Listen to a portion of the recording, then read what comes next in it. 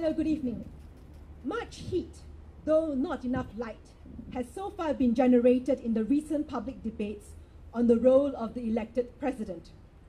On the one hand, we have Law Minister Shanmugam saying at the recent forum, "Our presidency is created by the Constitution.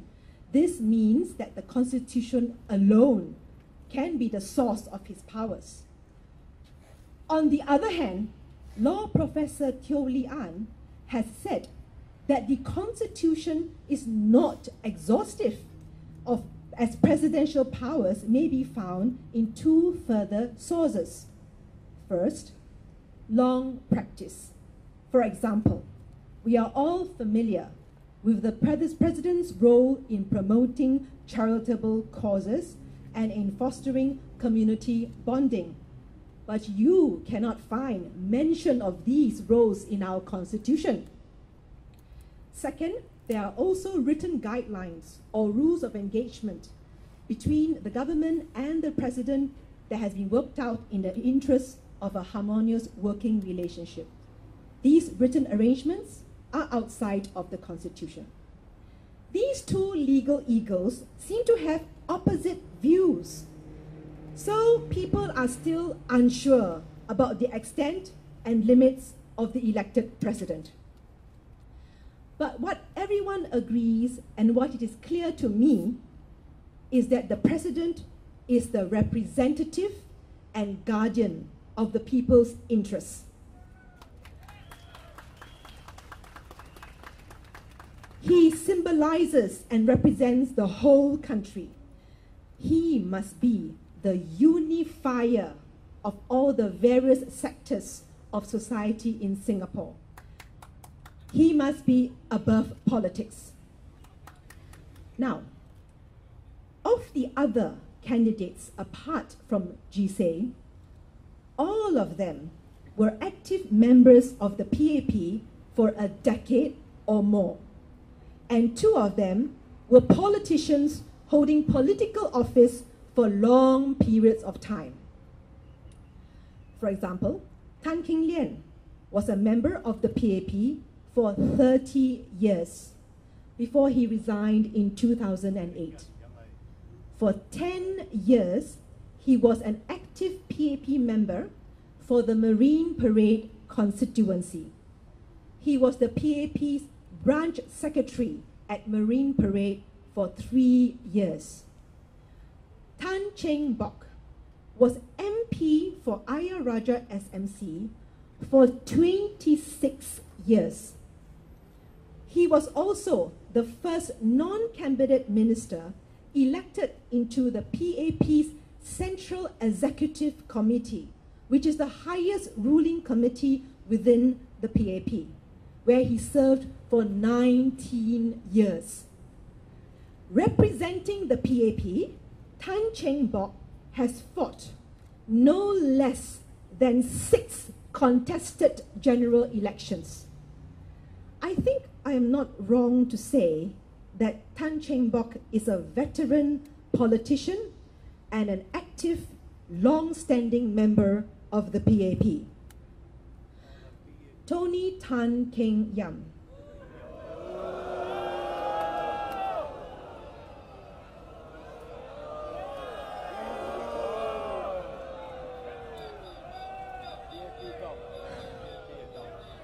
Has been a PAP member since 1979 till this year, June, for more than 30 years. Representing the PAP, he became MP in 1979 and was MP for the next 27 years. From 1980 to 1991, Tony Tan Keng Yam was in the cabinet where he served as Minister for Education, Minister for Trade and Industry, Minister for Finance, and Minister for Health. From 1995 to 2005, he rejoined the cabinet where he served as Deputy Prime Minister and Minister for Defence. Apart from being a PAP old guard, Tony Tan was, until 1st July 2011, Executive Director and Deputy Chairman of the GIC. And Chairman of Singapore Press Holdings.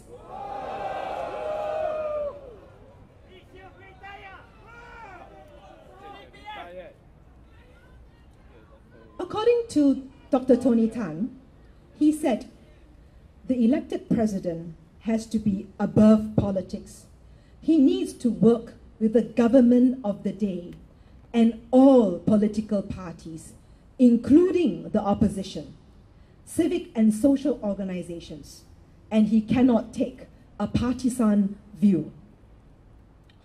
According to Dr. Tony Tan, he is equal to this role despite his 30 years membership in the PAP, despite having been an MP for 27 years, despite being a cabinet minister for 2 periods of 10 years each, and despite having been at the helm of the GIC and the SPH until last month.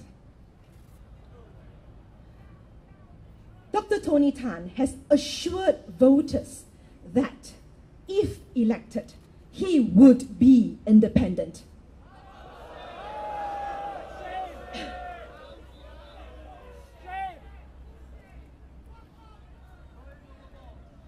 Tan Ji say, much has been said of the fact that he contested on the opposition ticket in the last GE. But let us put things in context. Ji Say's stint as a politician lasted less than 4 months, from early April to July.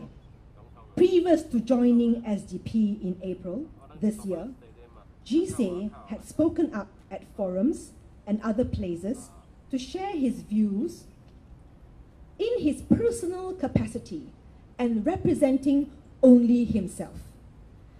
By no means he can be described as having any kind of political career apart from those 3.5 months with SDP. Is Ji Say partisan? He was a member of SDP for only 3.5 months. The other 3 candidates have been PAP members for decades. Well, I think it is fair to say that of the 4, Ji Say is by comparison the least partisan and hence the most likely to be able to act independently.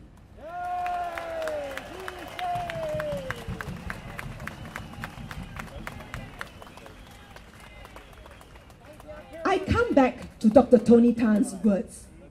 He said that the president needs to be able to work with the government of the day.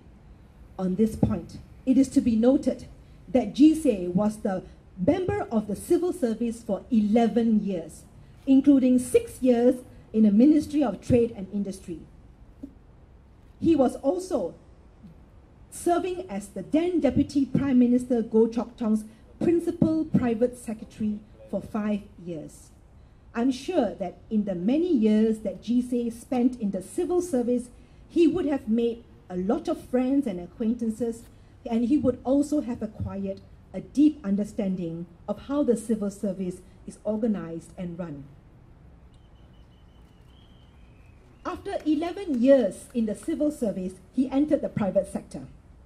In the private sector, he worked in the finance industry for a decade. So Ji Say has experienced how it is like to work in the public sector as well as the private sector. Again, I come back to Dr. Tony Tan's words. He said that the president must be able to work with all political parties, including the opposition, civic and social organizations.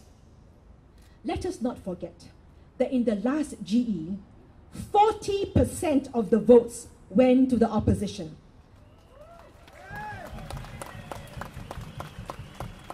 That is a sizable proportion of Singaporeans. Now, G-Say's short stint as an opposition politician puts him in a unique position. He is someone who has spent long years in the civil service, including 5 years working with Goh Chok Tong. He has also spent many years in the finance industry of the private sector. Yet, he has also spent time with members of the opposition. Many prominent civil activists and social workers are his personal friends. In him, I feel, can be found the best hope of being a unifier and the most representative of all Singaporeans.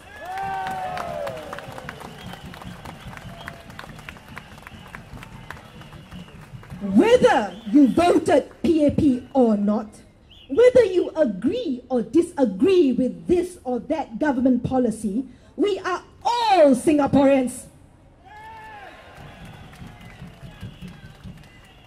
Today in Singapore, we have the privilege and the dilemma of having to choose between 4 qualified candidates for the top post of president. To me, G-Say offers the best chance for a truly independent, non-partisan, unifying president. Because his political career lasted less than 4 months, I have faith that if elected, G-Say will not be pro-opposition, or for that matter, pro-PAP. He will be pro-Singaporeans.